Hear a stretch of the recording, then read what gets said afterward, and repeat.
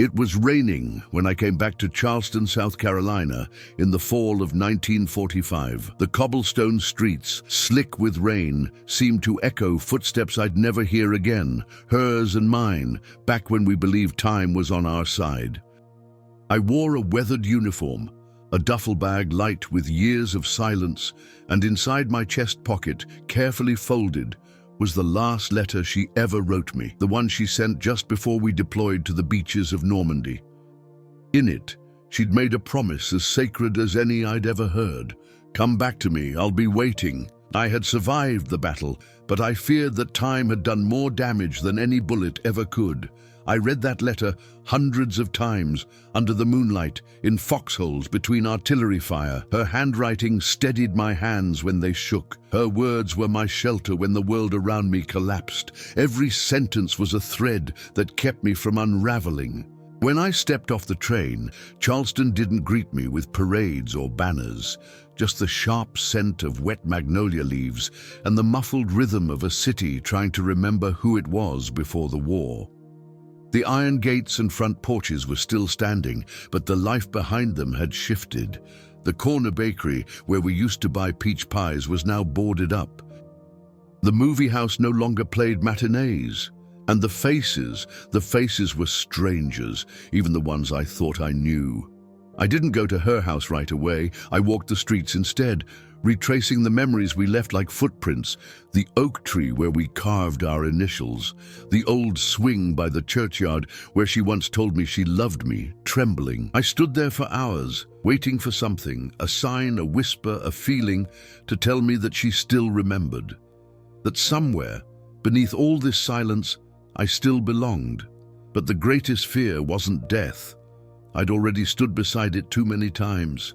No, what I feared was time, because time doesn't ask for permission. It moves, it replaces, it teaches people how to let go.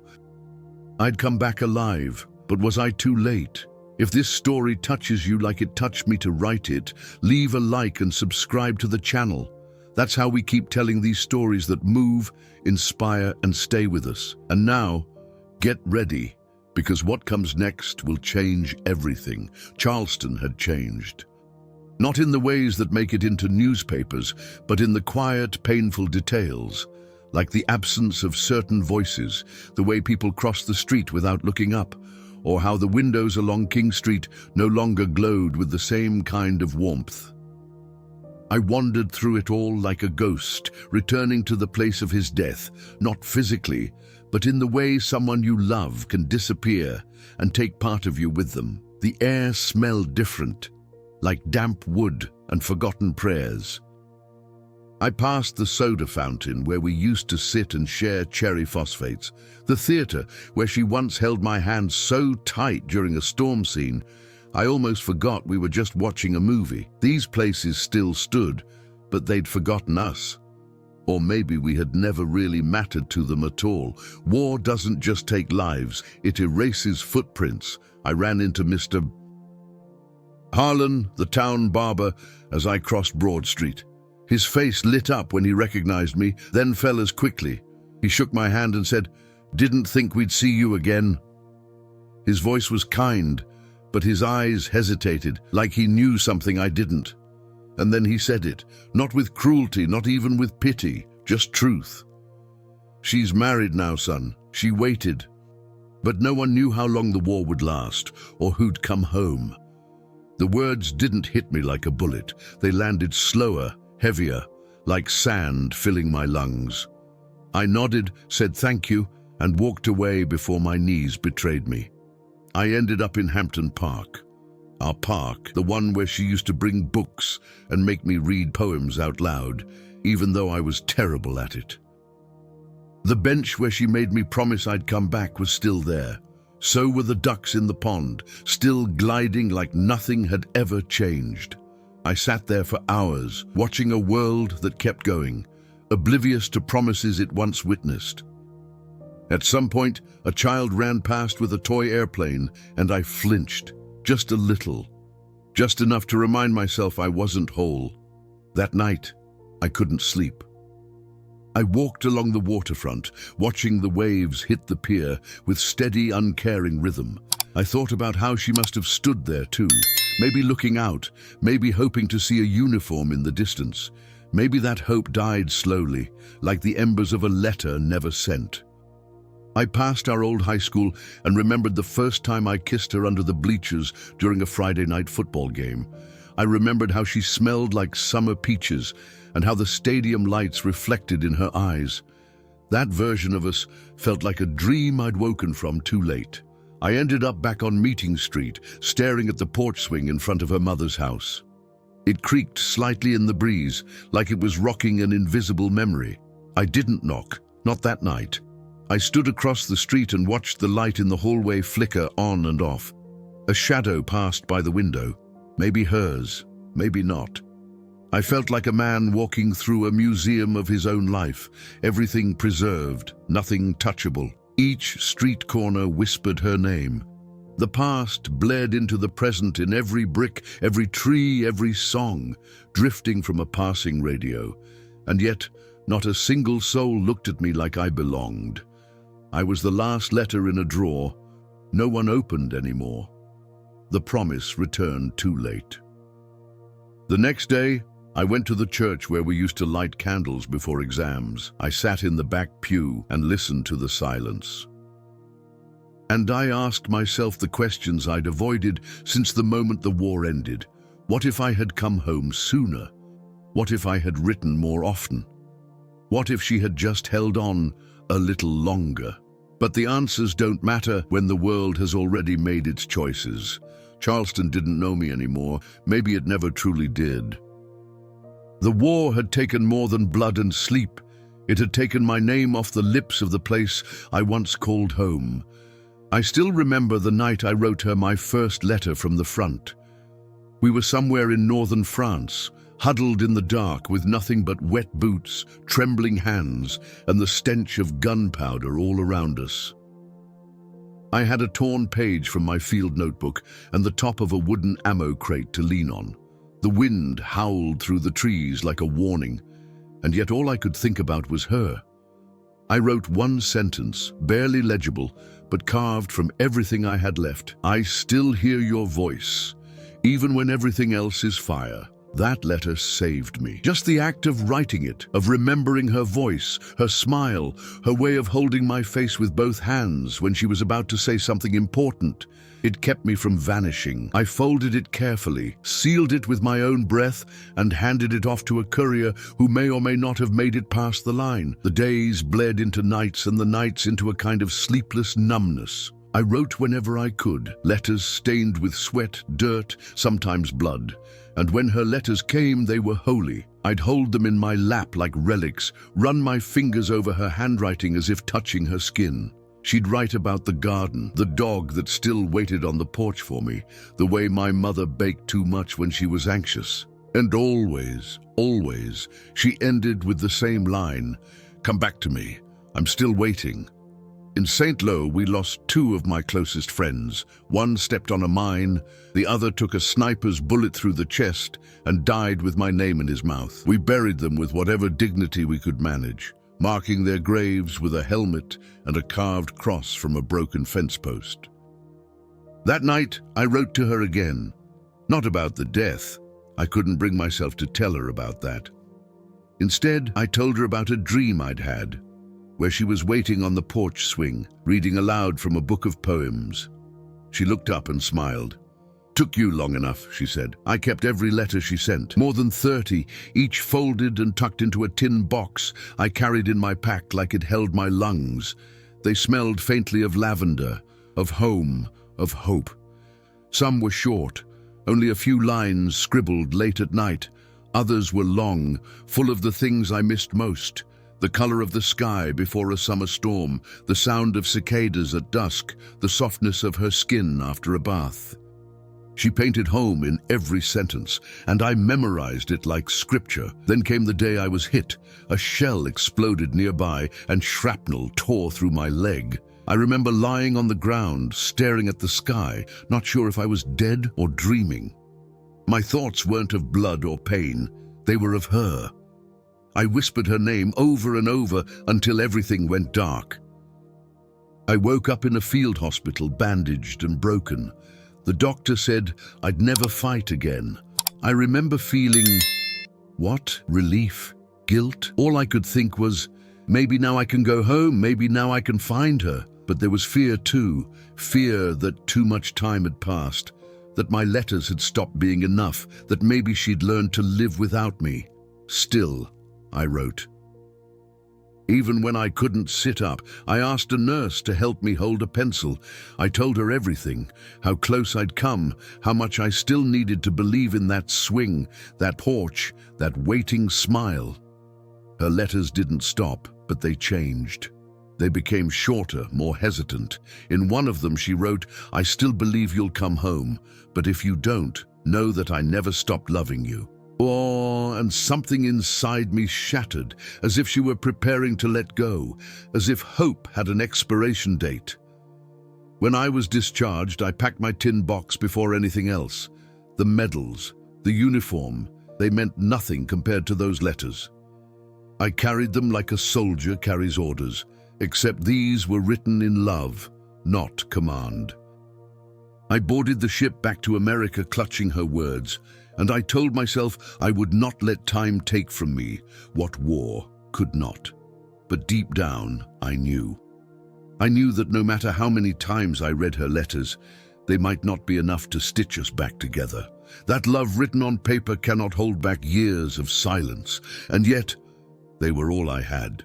And I would follow them, word by word, until they brought me to her door. It took me days to work up the courage to walk up the steps of her old house on Ashley Avenue. The place looked the same. White porch railings, magnolia trees rustling overhead, and that little wind chime by the front door that used to sing every time I kissed her goodnight.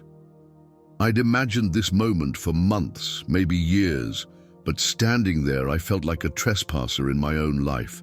I knocked once, then again, and when the door opened, it wasn't her.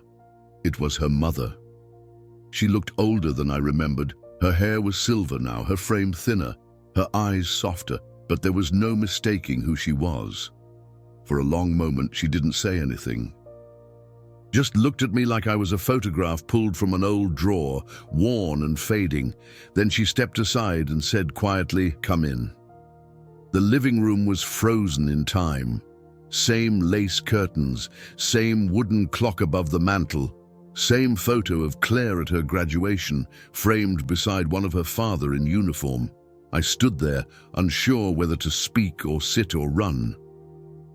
She handed me a glass of sweet tea with shaking hands, and then she said the one thing I hadn't prepared for. Claire has a son. His name is Lucas. It didn't register at first.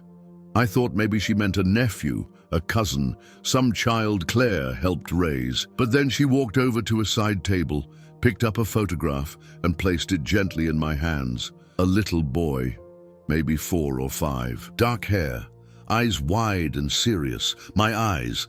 I didn't ask, I didn't need to. "He's yours," she said softly. "She found out after you left. She wrote letters, but maybe she was too afraid to send them. Maybe she thought you wouldn't come back. Maybe she wanted to protect herself or him, I don't know, but she didn't tell you." I sat down hard on the couch, still holding the photo. My fingers trembled, not from shock, not from anger, from something deeper, from the weight of all I had missed. His first steps, his first words, the sound of his laughter, the shape of his tiny hands reaching for something only a father could give. He had my face, there was no doubt. He looked like I did in the one photo Claire used to carry in her wallet, the one from high school, with my hair slicked back and that crooked grin I used to have before the war carved new lines into it. I don't remember what I said, maybe nothing, maybe everything. I left not long after. The house felt too small for what had just unraveled. I walked the streets again, but this time the city looked different, like it had been holding something behind its back all this time, and now it had shown me.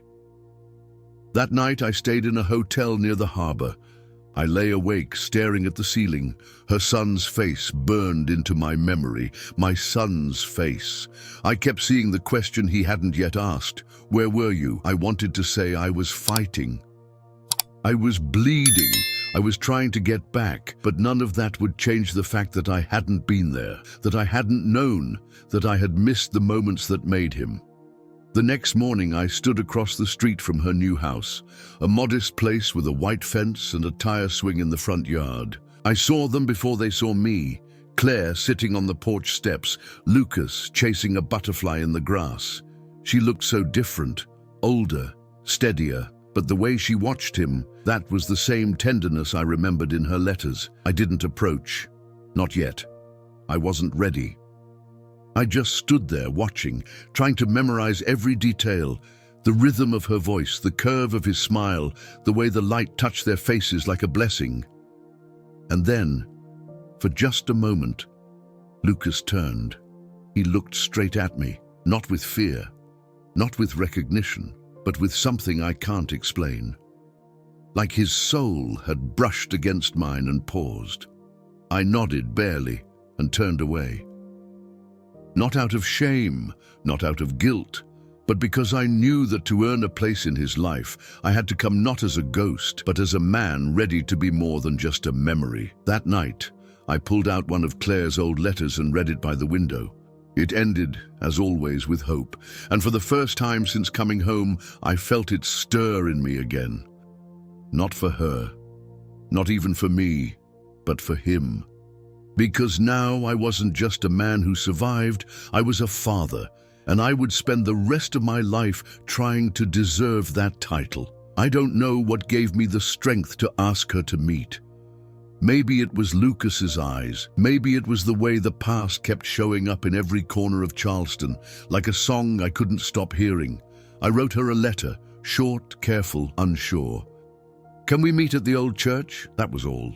No signature, no pleading, just a place where once we made promises we thought even war couldn't touch. The church sat on the edge of town, tucked behind oak trees and worn gravestones. We used to light candles there before my deployments. She said it made her feel like she was doing something, like prayers could follow bullets. I got there early and waited in the back pew. The scent of wax and wood filled the air, and dust danced in the rays of sunlight that slipped through the stained glass. My hands were steady. My heart wasn't. When she walked in, the air shifted. She paused at the door, uncertain, and I stood. She hadn't changed so much that I wouldn't have known her anywhere. Her hair was pulled back now. Her dress simple, no makeup, no smile, just her eyes, wide, wary, wounded.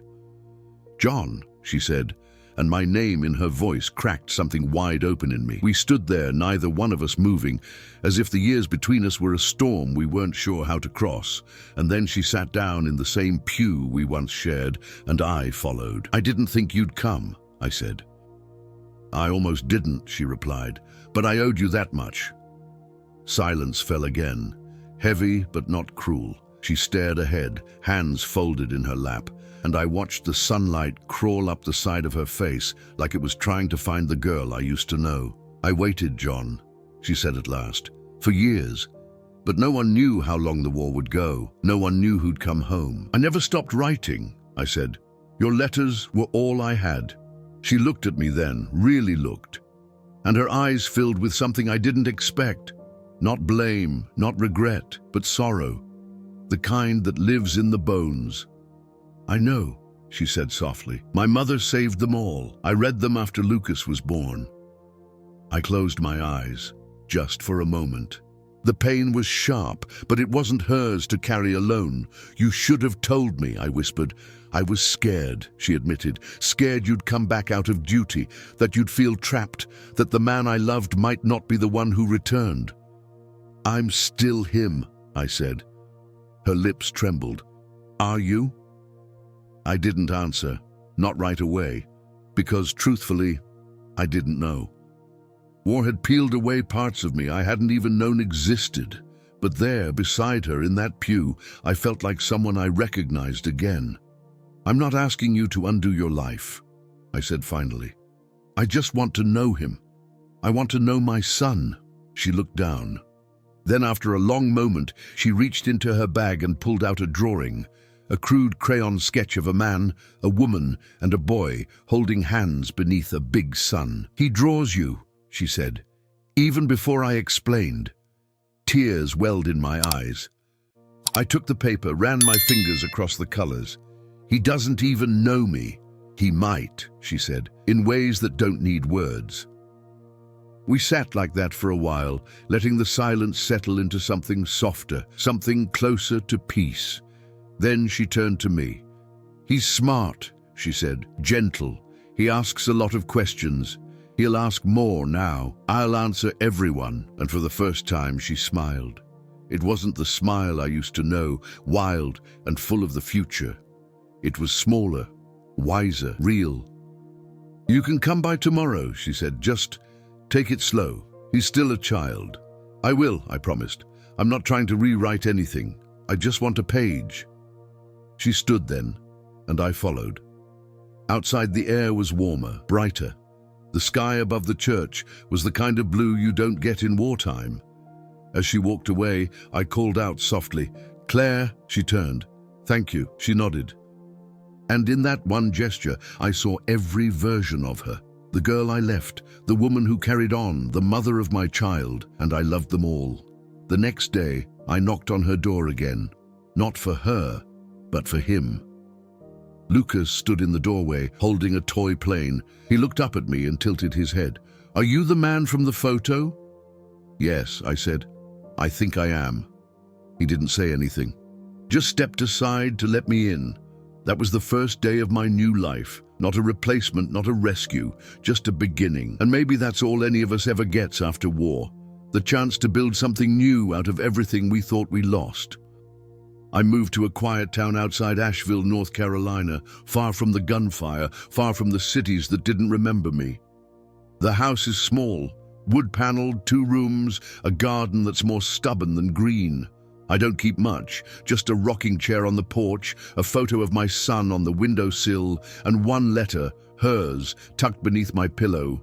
The letter is worn now. The folds are soft from years of rereading. I still remember the scent it carried when I first opened it, lavender and ink. "Come back to me. I'll be waiting." And I did come back, but not in time. And yet those words never stopped being true, because she did wait, for as long as she could, and that was enough. Lucas visits me sometimes. At first, he came with Claire, clutching her skirt, hiding behind his toy plane. Now he runs ahead, knocks on the door himself, sometimes brings me drawings or stories he made up on the walkover. He asks about the war sometimes, about the noise, the fear, the cold. I answer with honesty, not to scare him, but to show him what strength really means. I tell him the truth. I didn't survive for medals or glory. I survived for letters, for a voice that called me home when everything around me was crumbling, for a woman who gave me her heart, and a son who unknowingly gave me back my own. Claire and I don't speak often, but we write now and then. Her notes are simple: weather updates, news about school, a recipe for cornbread she says Lucas loves. There's no romance in the words, just respect, and something else, a quiet kindness, like a hand resting lightly on the shoulder of a man who still dreams of the sea. Sometimes in the early evening, I sit outside and watch the light disappear behind the mountains. I listen to the wind in the trees, the creak of the rocking chair, the soft buzz of cicadas, and I think about everything I've lost and everything I've found, because I did lose her. Not in the way war takes with fire and blood, but in the quieter way, through distance, time, and silence. I lost the life we planned, the home we imagined, the nights filled with poems and promises, but I found something else. I found a reason to keep going. A small boy with curious eyes, a future that didn't erase the past, but built something out of it. A version of love that doesn't have to end in marriage or even in "I still love you," but in shared hope, in small forgivenesses, in knowing we did the best we could with the broken pieces we had. I no longer wear the uniform. I no longer fight. But every time Lucas calls me Dad, every time he runs into my arms, I feel like I've won something no war could ever take away. If this story stayed with you the way it stayed with me while writing it, give it a like and subscribe to the channel. It helps us keep sharing stories that matter, that move, that remind us what it means to come home. We post new videos every day, real stories that inspire, that heal, that stay with you long after the screen fades to black. Thank you for listening.